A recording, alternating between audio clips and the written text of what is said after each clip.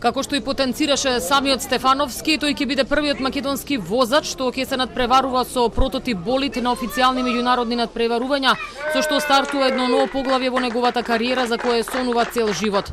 Иџе ќе биде првиот возач од Балканот кој ќе настапува со прототип Норма, кој е еден од 12 вакви болиди произведени во светот. Станува збор за исклучително моќно возило, прототип чија технологија и перформанси се блиску до болидите кои се надпреваруваат во Формула 1. Дефинитивно има голема разлика. Ова е, како што кажав, нешто како Формула 1 во однос и на снага, и на јачина, и на аеродинамика.